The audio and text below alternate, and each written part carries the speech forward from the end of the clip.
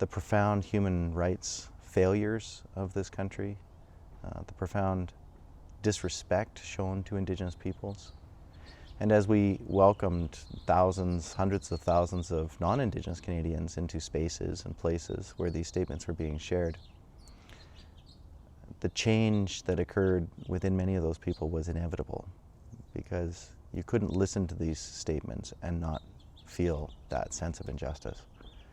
You couldn't listen to those statements and see the breach of humanity, really, that these residential schools were.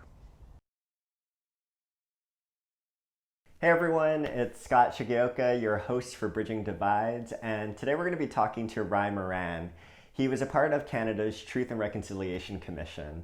And for those that don't know what the TRC is, it was a commission that traveled all across Canada to small and large communities, speaking directly to Indigenous people who, when they were younger, were often forced from their homes to attend residential schools.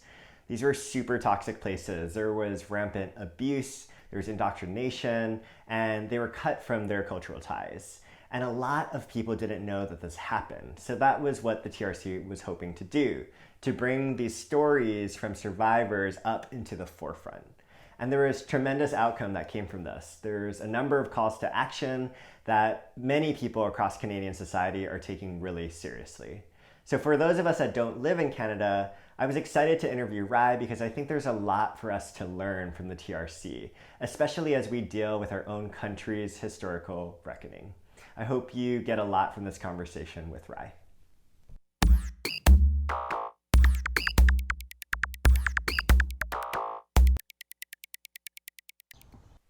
You know, the work that we're trying to focus on with this video series is all about building bridges and building understanding. And one of the things I just heard you say is, you know, the work of bringing together non-Indigenous and Indigenous people. And I'm curious, could you tell us a little bit more about your role? Because from what I understand, survivor statements and having non-Indigenous people understand what happened to Indigenous families and Indigenous people during this time is really core and important to your work. So could you just bring us into how you were able to foster that understanding, especially between Indigenous and non-Indigenous people? So often when we talk to people inside of the Indigenous community across the country, what we hear is the words stated that truth has to come before reconciliation, and that we're still very much in the time of sharing our truths as Indigenous people, helping Canadians understand what it is that has happened, and the harms that Canada has inflicted upon Indigenous peoples. The work of the Truth and Reconciliation Commission focused squarely on talking to as many survivors as we possibly could. The lived experiences, the oral histories of those survivors are of paramount importance as we collectively try to put the pieces together in terms of what this terrible history of residential schools has meant and what the lived experiences were inside of those schools. But I think one of the most important of all the aspects that we did at the TRC was we provided survivors with a microphone, an amplifier, and an audience. And what's so powerful about their testimony is that it reveals the profound human rights failures of this country, the profound disrespect shown to Indigenous peoples. And as we welcomed thousands, hundreds of thousands of non-Indigenous Canadians into spaces and places where these statements were being shared, the change that occurred within many of those people was inevitable, because you couldn't listen to these statements and not feel that sense of injustice. All Canadians have to understand this history, have to understand what it is that's happened, and then equally have to respond with open hearts and open minds in terms of what the path now needs to look like moving forward to ensure that we actually establish these respectful relationships. And I know, you know, the TRC in this case is centered around Canada, and I'm curious, are there lessons here for other countries like, you know, us in the United States, and, you know, the treatment of Indigenous people here or of Black people here in our country what can we learn from the work that you have done with the TRC in Canada, here in the United States? And we have to remember that not listening is a form of privilege. Not listening, not paying attention, not tuning in is a way of maintaining an inequitable status quo. This work of listening and this work of hearing is in everybody's collective interest, because the pursuit of human rights is in everybody's interest.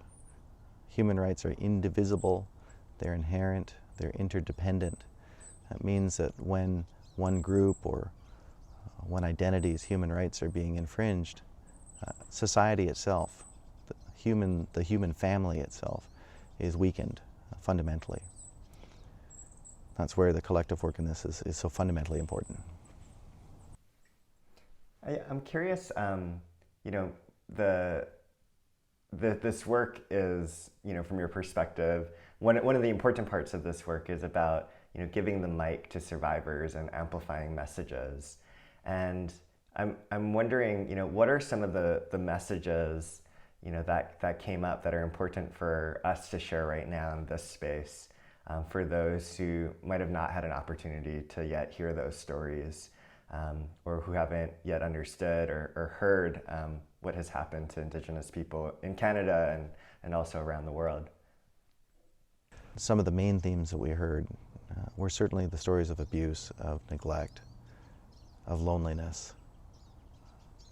There were so many survivors that had absolutely horrific experiences occur to them inside of those residential schools. And I remember speaking to one survivor, and he talked about once a month or so they would have a movie night in the residential school where they would all huddle around the projector, and they would watch various movies that were put up. And this was in the 1950s when sort of cowboy and Indian movies were really popular.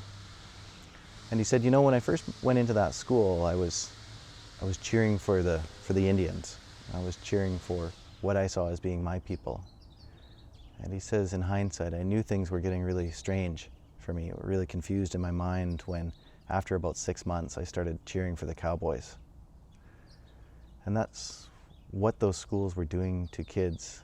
Those schools were teaching them to dislike themselves, dislike who they were, who they are, who they would always be. So, when you hear the words bridging divides, and this is all a part of our project, We Are Not Divided, what does that mean to you in the context that you're sitting in? What does it mean to bridge divides, and why is this important for Canada, for us here in the United States, for any country to really think about as a society? It is insufficient to say, we're all part of one human family and let's just get along. That's the goal, but fundamentally in that we also have to understand that we're coming to this conversation today in 2020 or 2021 with many different pathways into this. And some of those pathways have been very, very horrific. So that's the importance of the truth-telling part, is that we have to understand how we got to this conversation in the first place. Then we have to sit in the present and really look at how we're going to now build a better future together. And that's where I think the unity piece really comes in, is that building the better future together. We can't change the past, but we can change how we understand it and how we respond to it and what we're going to do to correct the great failures that we've seen across our human family.